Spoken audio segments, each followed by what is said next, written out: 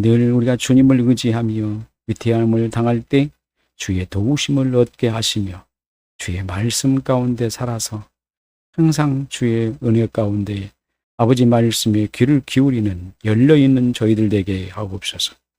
고통과 고난 중에서 허우적거리는 영혼들을 살피시고 그들을 돕는 손길을 보내시며 하나님이 크게 역사하시며 하나님이 살아계심을 보이시옵소서.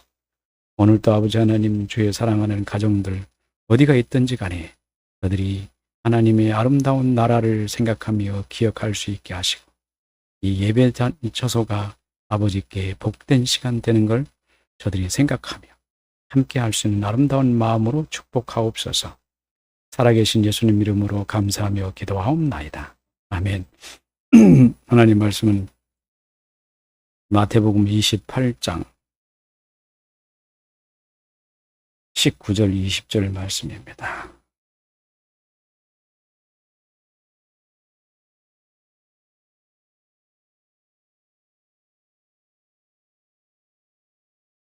마태복음 28장 19절에서 20절 말씀. 함께 합독하십시다. 시작. 그러므로 너희는 가서 모든 민족을 제자로 삼아 아버지와 아들과 성령의 이름으로 세례를 베풀고 내가 너희에게 분부한 모든 것을 가르쳐 지키게 하라. 볼지어다 내가 세상 끝날까지 항상 함께 있으리라. 아멘. 오늘은 삼위일체에 관해서 말씀을 드리려고 합니다. 아마 삼위일체가 이번 주하고 다음 주 이 3주 후에 또 웨스트민스터 신앙고백서를 할 때 또 거기서 할 거거든요. 여기서 조금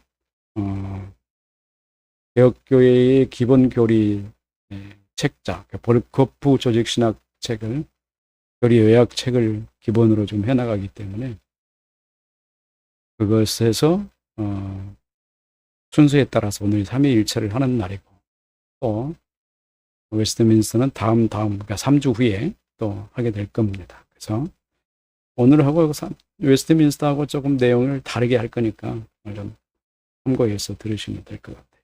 마태복음 28장 19절에 예수께서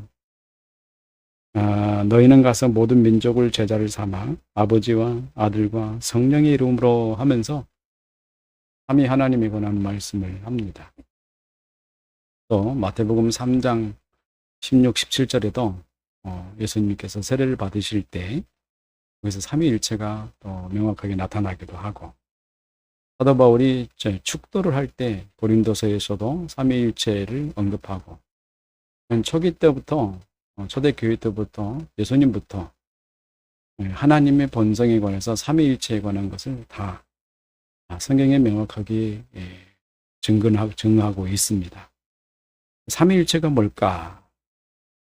삼위일체는 하나님의 본질의 삼위격을 가진 존재를 삼위일체라고 해요. 여기서는 세 개의 단어가 나옵니다. 다 어려운 단어예요. 첫 번째 본질.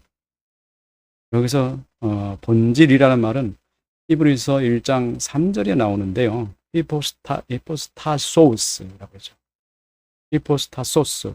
여기는 소유격인데 여성 명사예요. 근데 이것의 주격, 히포스타시스, 이게 실체, 본질을 이렇게 해요. 이걸 영어로 말하면 substance. 근데 이게 굉장히 어려워요. 본질 또는 그다음에 위격, 그다음에 존재. 정말로 아무리 들어도 졸리는 이야기들밖에 안 돼요. 삼위일체 얘기하면 졸린다 그러죠. 세 분 하나님을 설명을 해야 되니까.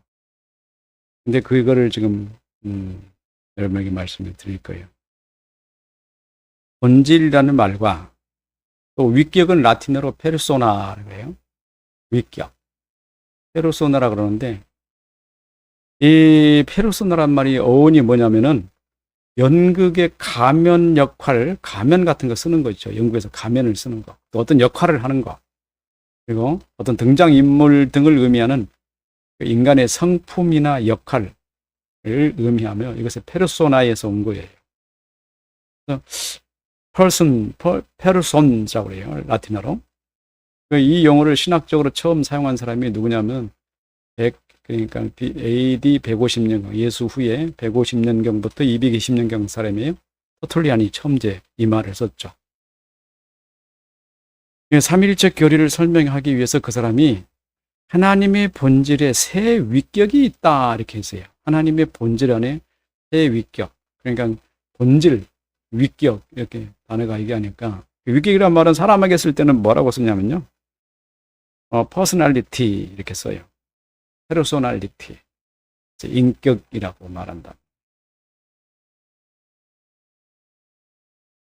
여기서 위격이라고 하면은 그 신적 존재의 구별을 짓는 것, 즉 신적 존재를 통합하고 있는 본질적인 것을 가리킨데, 이에 비해서 어거스틴이 실제적이고 내재적이지만 서로 상관되어 있는 신적 관계다. 그러니까 내재적이면서도 서로가 상관관계에 있으면서 내재적이다.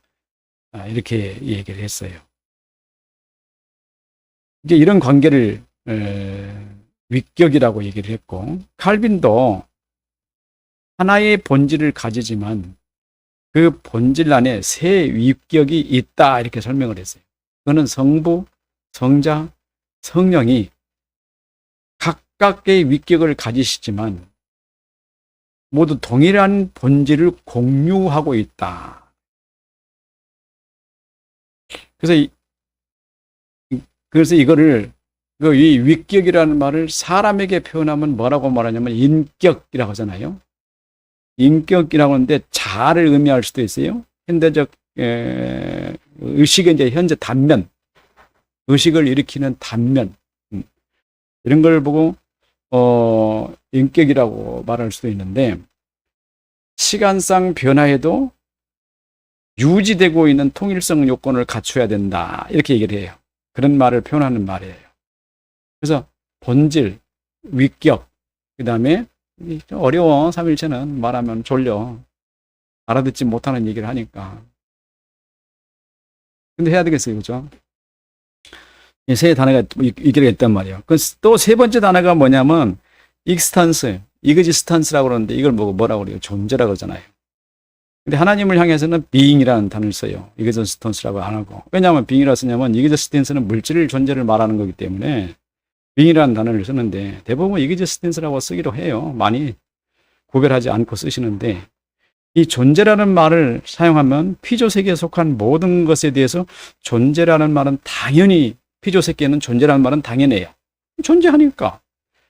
근데 하나님 보세요. 잘 생각해 보세요. 하나님이 천지를 창조하셨잖아요. 존재하게 하셨잖아요. 말씀으로.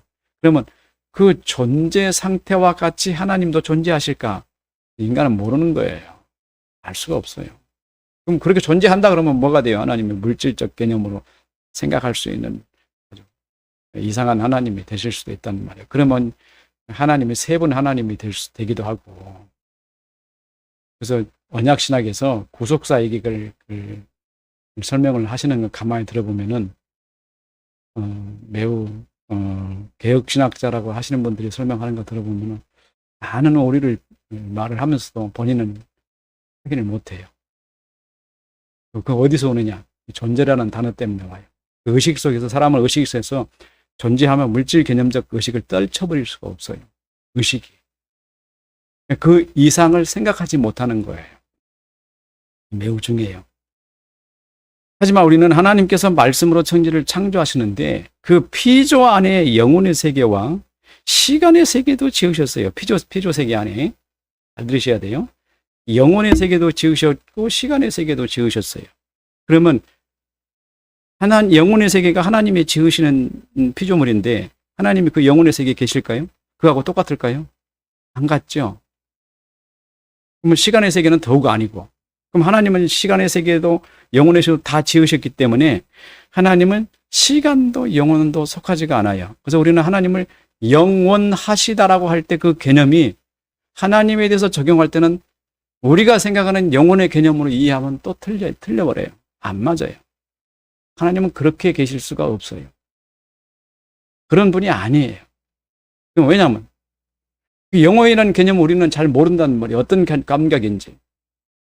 그래서 하나님을 향하여 우리가 진짜로 바르게 표현하려면 영원하시다라는 말보다 뭐라고 표현해야 돼요? 현재. 더 이상 할 말이 없어요. 현재. 거기다가 영원한을 붙이면 또 이게 형용사라 수사를, 부사를 붙이면 되는지 안 되는지 잘 몰라요. 이 부사를 붙여야 되는 건지 붙이지 말아야 되는지 알 수가 없어요. 이 시간을 표현한 영원함, 현재, 불가능하다는 말이에요.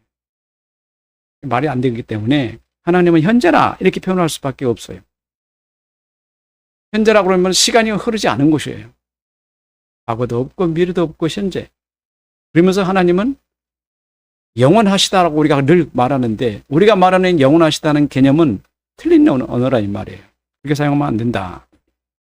근데 그렇게 일반적으로 우리가 이해를 하잖아요. 왜냐하면 이해할 수가 없기 때문에. 우리가 어떻게든지 하나님을 이해해 보려고 하잖아요. 그래서 그렇게 말을 쓰고 있기도 합니다. 그러니까 하나님은 현재라고 말을 쓰셔야 되지 영원하신 어떤 그런 개념으로 쓸 때 오해를 낼 수 있어. 그 영혼의 세계의 개념하고 시간의 이전의 영혼의 개념하고 오해할 수가 있다. 나중에 창조에 관한 얘기할 때 그 부분을 또 명확하게 얘기를 할 거예요. 왜 그런지, 왜 그 말을 못 쓰는지. 그럼 하나님은 존재라는 말을 할 때 뭐라고 표현하셨냐면 being이라는 단어를 써요. was 쓰는데 어디서 나오냐면 출애굽기 3장에서 나와요. 이게 히브리어로는 아세르예요. 히브리어로는 아세르. 우리는 뭐 I am I'이라고 말하고 I am bees를 쓰잖아요. 그래서 I am 현재를 쓰잖아요. 항상. 근데 여기서 아세르 이 단어가 참 매우 힘든데 예흐 아세르 예흐 이래요. 하나님은 스스로 계신 분 이런 뜻인데 이 예흐라는 단어를 잊어버려 갖고 그들이 지금 무슨 말을 아도나이 이런 말을 쓰기도 하고 그러는데 하나님께서 모세에게 말씀하실 때 당신의 이름이 뭡니까? 그래야 내가 백성들한테 가서 당신의 이름 말해야 되지 않겠습니까? 할 때 바로 이 말을 쓰셨어요. 그게 아세르. 예흐 아세르 예흐 발음하기도 힘들어요. 근데 이게 나는 스스로 있는 자니라 할 때 있다라는 말씀을 쓰셨어요. 여기서. 그래서 여기는 NIV에서는 AM을 쓰기도 하고 다른 데서는 is를 쓰기도 하고 그래요. 어느 것이 정답인지는 우리는 정확하게 알 수가 없죠. 하나님은 현재예요. 현재. 항상. 영혼이라고 보면 우리가 착각을 해요. 영혼의 세계, 시간의 세계와 영혼의 세계는 하나님 만드는 세계인데 하나님을 영혼의 세계에다 가두는 그 사고를 우리가 한다는 말이에요.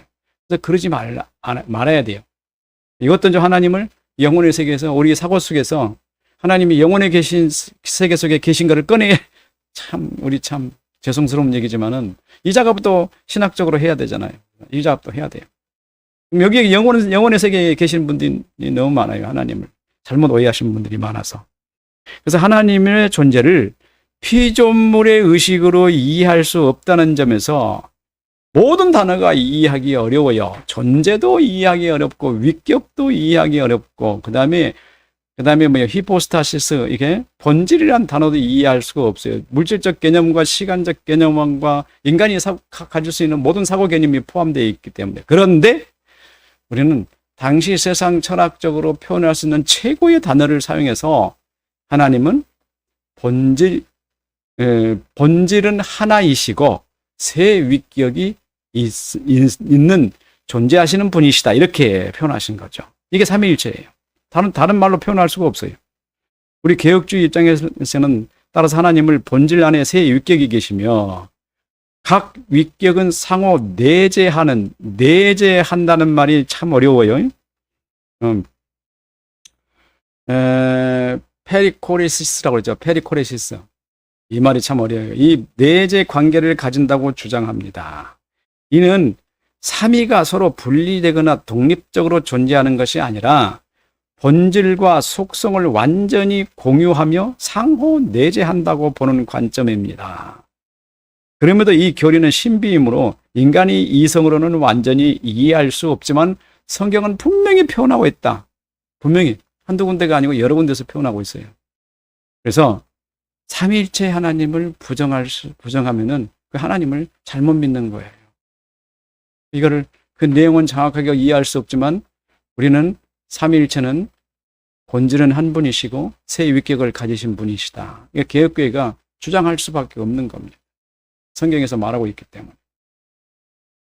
더 나가서 이거는 역사적으로 보면은 니케아 신조의 고백을 우리가 따를 수밖에 없는 거죠. 저기 니케아 공회에서 삼위일체를 정의하고 지지했고 교회 전통을 존중하면서 성경적 근거에 의존한다. 이게 이제 우리가 해석하는 삼위일체 교리예요.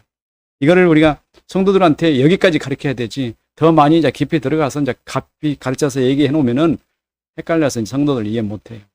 여기까지는 그냥 무조건 그냥 이렇게 된다고만 이해하고 지나십시오. 이렇게 설명할 수밖에 없어요. 근데 놀랍게도 이것이 철학적이라 이 말이에요. 왜? 인간의 이성으로는 해결할 수가 없기 때문에. 그래서 성경은 하나님은 본질상 한 분이시나 성부, 성자, 성령이라고 불리는 삼위가 존재합니다. 세 분이 아니고 신적 본질 안에서 세 가지의 형태, 곧 뚜렷하게 구별된 세 위격이 각각이 인격적으로 관계를 하실 수 있는 성질을 가지고 계세요. 아버지는 아들과, 아들은 성령과, 아버지와 아들이 성령과 이렇게 관계를 가지실 수가 있어요. 서로. 그래서 언약이 가능합니다. 그래서 창세 전에 하나님의 언약이 있는데 창세 전에 구속 언약을 말하는 그 개혁교회에 아주 그냥 수술해야 될 교리가 있어요. 언약 신학에. 그거를 참 내가 아니니까 천만 다행이지. 다른 사람이 누가 어떤 학생이 나중에 연구를 해가지고 공부를 해서 그 조직신학 자리에 올라가 앉으면 그것도 수술해야 되고 골치 아플 거예요. 그거 하나 내놓으면 또 여기저기서 공격을 받고 논쟁을 하고 싸움도 해야 될 판인데 단단히 준비해가지고 그 자리에 올라서야지. 그냥 대충 가서 올라서가지고 논문 하나 잘못 썼다가 혼날 수도 있어요. 대답도 못하고 대답할 수 있는 만큼 완전히 준비해가지고 완전 문장해가지고 저는 얘기 한번 대답할 수 있어요. 다. 문장 해가지고 논문 하나 내서 다른 사람들이 보고 아테네처럼 야 이거 새 교리다 이렇게 주장할 수 있는 그게 아니라 아이고 우리가 잘못했네 이렇게 할 수 있는 학생들이 필요해요. 하나님 우리 교회에다 그런 청년들을 보내실 거예요. 자, 이 세 분이 관계를 가지시는데 성부는 성자에게 말씀하실 수 있으며 그렇잖아요. 아버지는 아들에게 말씀하신다는 말이에요. 예수님이 친히 고백하셨어요. 내 안에 계신 아버지께서 내게 말씀하심으로 내가 말씀하신 그대로 일하신다고 하셨고 그리고 성자는 성부 하나님께 말씀할 수 있으며 성부와 성자는 성령을 파송하실 수도 있다. 놀라운 일이잖아요. 한 본질 안에 세 분이 한 위격이 계시는데 이분이 서로 보내시기도 하고 우리의 표현으로 표현하니까 그렇게 표현하죠. 실제로는 하나님이 그 일을 하시는 그 놀라운 사역은 과연 뭘까? 얼마나 궁금해요. 알고 싶지 않아요? 나는 알고 싶어. 도대체가 하나님 그걸 뭡니까? 얼마나 궁금한지 몰라요. 제가 그랬어요. 하나님 제가 주님 앞에 가면은 이게 다 보입니까? 주님 뭐라고 했겠어요? 주님 뭐라고 대답했겠어요? 안 보인다. 볼 수 없다. 왜요? 하나님은 사람은 피조물이에요. 그걸 정확하게 잘 이해해야 돼요. AI가 한번 생각해 보세요. AI가 자기를 만든 사람을 만약에 의식을 가지고 감각을 가지고 의식을 한다고 생각 한번 해보세요. 그러면 자기를 만든 사람을 만졌다고 생각해 보자는 말이에요. AI가. 그럼 우리 생각은 그래요. 그 AI는 사람을 다 이해할 것이다. 천만의 말씀 이해 못합니다. 왜 이해하지 못할까요? 그 AI는 내가 그에게 준 정보 한계 내에서만 이해하는 거예요. 정보 한계 내에서만. 근데 내가 생각해내는 정보를 AI가 생성해낼 수 있다? 불가능합니다. 절대 불가능해요. 그러나 우리가 보기에 의식도 갖고 감정도 갖고 있고 생각도 하고 뭔가 인간 같은 일들을 하는 것처럼 보이지만은 절대 인간하고 같을 수는 없어요. 이게 창조주하고 피조물과의 관계입니다. 인간이 생각하는 것처럼 생각할 수가 없어요. 그보다 더 뛰어난 논리적 계산을 하고 더 높은 철학적 자료를 제공해주고 더 좋은 데이터를 만들어내고 더 놀라운 AI 코드를 짜고 그렇게 할지라도 기계를 만들고 세상을 뒤바꾸는 일을 할지라도 사람이 하는 것처럼 하지 못한다 이 말이에요. 절대 못합니다. 왜냐하면 창조주하고 피조물과의 차이예요. 그가 우리를 절대 이해하지 못합니다. 그러나 그가 생각하기에 자기가 가진 데이터로 인간을 생각하는 것처럼 생각할 것 같지만 꼬맹이 하나 제대로 관리 못하는 게 AI가 될 거라 이 말이에요. 뭐 다 초능력자가 탄생한다고 막 그러잖아요. 생각해봐도 불가능하구나. 결론이 불가능하다. 그러면 명확하게 이해돼요. 우리가 하나님을 이해한다는 것은 성경을 통해서 사람에게 보여주신 한계 내에서만 이해하는 거예요. 이게 하나님의 답변이에요. 성경을 통해서 하나님께서 보여준 한계 내에서만 하나님을 이해하실 수 있어요. 근데 하나님은요, 그 사람에게 필요한 것만 보여주셔요. 그 이상의 이상의 것을 보여줘가지고 괜히 쓸데없는 걸 하나님이 주실 리가 없다는 말이에요. 그래서 하나님께서는 모든 걸 다 아시기 때문에 사람에게 필요한 한계 내에서만 자신을 보여주시는 거예요. 그래서 아무리 보여주려고 해도 하나님의 본질을 이해할 수는 없다. 삼위일체는 몸을 말하는 것이 아닙니다. 그런 사람의 의식은 이 몸체의 의식을 벗지 못하고 몸이 없는 본질을 의식하지 못합니다. 사람이 그렇게 생각을 해요, 항상. 그래서 하나님 생각하면은 어떤 물질적인 어떤 형태나 이런 걸 늘 생각해서 하나님을 이해하려고 하는데 거기에서 깊이 빠져들면 빠져들수록 뭐에 빠지죠? 오류에 빠져요. 오류에 빠지게 돼 있어요. 간단하게 한번 조건을 살펴보겠어요. 하나님의 존재 형태에 대해서. 하나님 어떻게 존재하는가. 그렇죠. 존재 조건. 존재 조건이 하나님의 존재하시는 조건요. 하나님에게 조건이 있어요, 없어요? 존재하시려는 어떤 조건이 있을까, 없을까? 없어요. 왜? 하나님은 스스로 존재하시는 분이에요. 당신 스스로. 생각을 한번 해보세요. 그 세계가 뭐죠? 무의 세계예요. 우리가 보기에는 무의 세계, 없는 세계예요. 하나님만 계시는 거예요. 삼위 하나님만 계시고 하나님, 삼위 하나님이 스스로 즐거워하시고 기뻐하세요.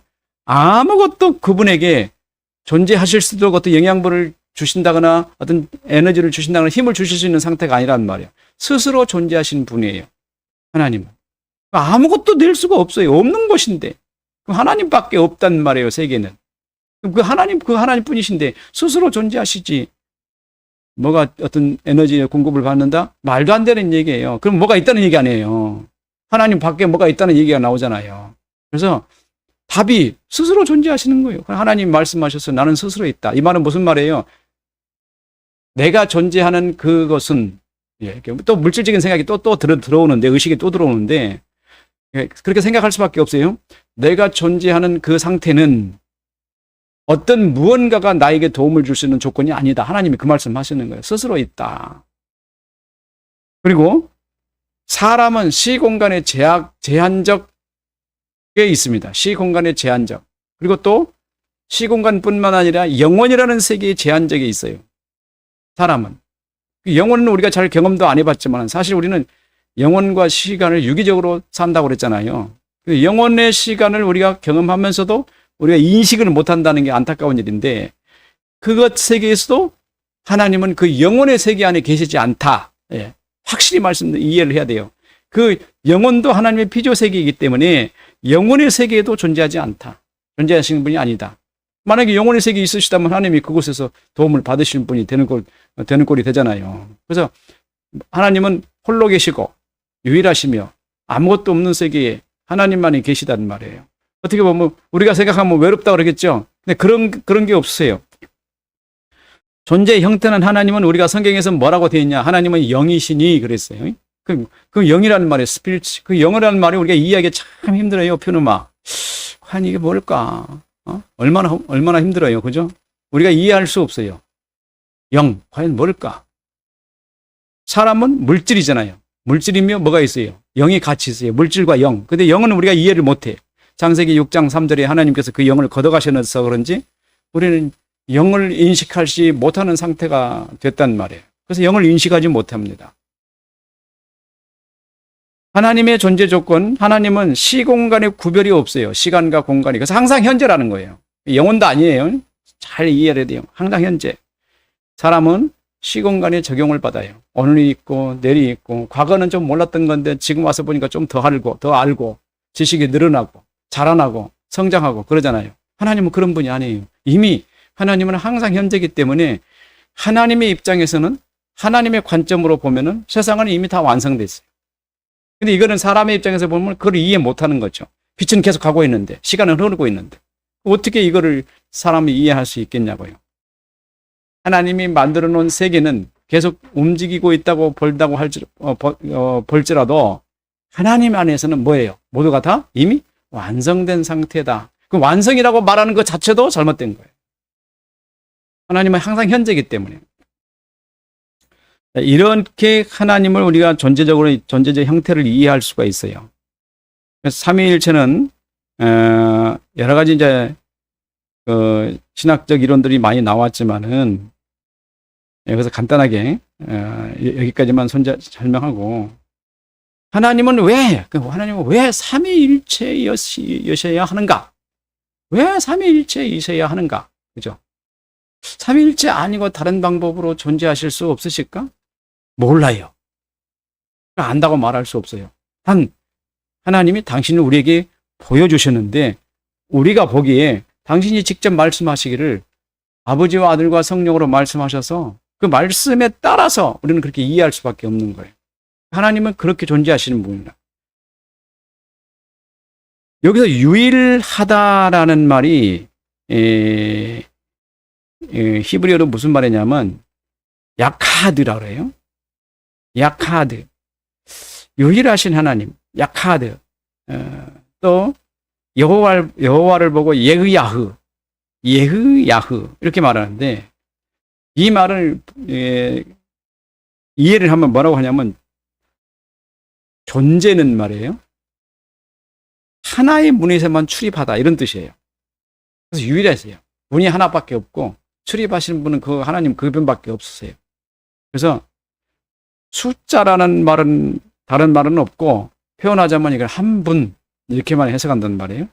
그래서 이 한 분이 존재로서 완전한 상태를 구성하려면 절대적이어야 하고 그렇죠.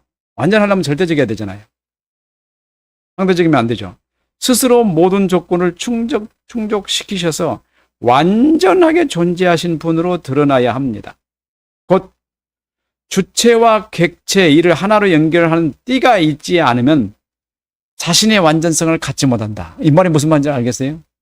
주체와 객체가 따로 구별돼서 띠로 연결되어 있지 않으면 혼자선 존재할 수가 없다. 그래서 아버지와 아들과 성령 중에서 한 분이라도 안 계시면 하나님의 존재가 불가능하다 이 말이에요. 이런 뜻이에요. 하나님께서는 아담과 하와를 한 몸이라고 부르신다. 아담과 하와를 한 몸이라고요. 둘을 하나로 부르시는 하나님의 관점으로 볼 때 하나라는 의미는 단일 개수라기보다는 하나의 완전한 정체. 그래요. 사람은 아담과 하와가 한 몸인 같이 하나님은 아버지와 아들과 성령의 세 분이 한 몸이시다. 이렇게 표현한다는 말이에요. 그러니까 단일 하나의 위격 존재로서는 존재가 불가능하다. 어디서 나온 철학인지 모르겠죠. 그죠? 근데 우리는 그렇게 이해할 수밖에 없어요. 그래서 하나님은 세 분이셔야 된다. 세 위격을 가지셔야만 한다. 우리가 생각하기는 그런 거예요. 아니실 수도 있어요. 근데 하나님은 그렇게 표현해 주셨어요. 주님이 일하시면서 아버지가 항상 나와 같이 계신다고 말씀하셨고 내가 너에게 성령을 보내신다고 말씀하셨고 말이에요. 항상 세 분이 같이 표현돼요. 세 분이. 그래서 하나님께서는 자신의 존재를 아들 하나님 존재로 인식하고 이에 대한 두 상관관계가 서로 동일한 인식을 위해서 연결하는 하나의 성령 하나님의 역할이 절대적으로 필요하므로 스스로 있는 존재임을 확증하셨다. 그래서 아버지와 아들 관계에서 성령이 역사해 주심으로 우리가 보면 삼각관계를 그리는데 이 존재의 형태를 가만히 보니까 하나님 혼자는 불가능하다. 하나님 윗격이 한 분이면 불가능하다 이 말이에요. 존재가. 어디서 이런 얘기가 나올까요? 그래서 하나님은 삼위이셔야 한다. 그래서 하나님은 삼위시다. 정확한 얘기인지를 말할 수는 없어요. 오리울 수도 있고. 아무튼 인간의 이성으로는 하나님을 알 수 있다 없다 모른다. 근데 하나님은 성경에서 뭐라고 표현하셨다? 아버지와 아들과 성령으로 표현하셨는데 한 분이시면서 세 위격이 있으시고 존재하시는 분이시다. 이렇게밖에 더 표현할 수가 없다 이 말이에요. 근데 지금 한간에는 얼마나 많은 하나님에 관한 잘못된 오해들이 많이 있습니까? 가장 오해한 분들이 많은데 요즘 폴란드에서 나타난 개혁교회안이라고 하는 사람도 있죠. 폴란드 형제들에게서 영향을 끼친 사람. 그 사람 누구죠? 파우스트 소치니에서 나오는 사람. 소시니안주의들. 이 사람들이 삼위일체를 부정하면서 그 사람들이 영향이 지금 한국교회에 굉장히 한국교회뿐만 아니라 세계교회에 너무너무 영향이 커요. 그게 소시니안들인데 소시니안주의들 이들이 지금 한국 교회 안에서 뿐만 아니고 전 세계 교회 안에서 지금 완전히 사로잡고 있어요. 지금 초격파적으로 지금 운동하고 있는데 그들이 주장하는 게 뭐예요? 하나님이 괴상한 하나님이시야. 삼위일체를 믿지 않아요. 그들은. 그러면서 하나님을 뭐라고 생각하세요? 그들이 믿는 하나님은 뭐예요? 영향력이에요. 뭔가 알지 못하는 영향력, 영적 영향력이라는 거예요. 뭐 기운 이렇게 말하죠. 이걸 보고 한국에 와가지고 뭐로 해석을 했냐면 이렇게 해석한단 말이에요. 그 사람들이 누구냐? 대표적인 사람은 누구예요? 사도지? 사도교회? 또 있죠? 오순절, 순복음교, 엑스타시스, 방언하고 하는 사람들. 모두가 다 그런 사람들이에요. 또 한두 사람이에요? 신사도파, 방언, 엑스타시스, 귀신활동 주장하는 사람들. 아니 자기가 지금 소시니안이면서 소시니안인지 아닌지 모르고 있어요. 기도하면 뭐가 불도 주고 막 주고 그런다는 거예요. 막 어떤 목사님은 큰 교회 목사님이신데 자기가 열심히 기도해서 맨 뒤에 앉았었는데 강단에서 막 불이 나와 자기 가슴을 팡 쳤다는 거예요. 나 그 이야기 듣고 아이고 이 사람이 맞아. 개혁주의가 아니라 이 사람은 사기꾼이라고 말할 수도 없지만 아주 큰 합동적 큰 교회 목사예요. 그 사람들 믿지 마세요. 사기꾼들이에요. 하나님은 그렇게 하시는 분 아니에요. 하나님은 인격적이시고 매우 지적이에요. 사람에게 사도 바울이 복음을 전할 때 그 복음을 심으시는 분이 하나님이 성령이에요. 하나님. 그 복음을 심어서 그 사람 속에 지식을 심어서 그 사람에게 의식을 일으키고 그리고 그 의식을 통해서 하나님이 일하시는 분이 하나님이시라는 거예요. 한국교회에 다 자리 잡았어요. 이게 큰 교회이고 작은 교회고 전부 소신이안이야. 막 어떤 사람도 소신이안 비판을 막 해대요. 근데 그 사람 목사 설교 가만히 들어보면 자기도 소신이안이야. 구분을 못하고 있어. 왜 그럴까요? 뭘 몰라서 그래요? 지식이 하나님을 몰라서. 사도행전을 거꾸로 읽어서 그래요.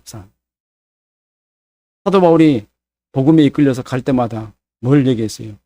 율법을 다 행하셨다. 예수 그리스도의 율법을 다 행하셨다. 근데 그 복음을 듣는 사람을 마음을 누가 움직였어요? 성령이 움직였어. 성령이.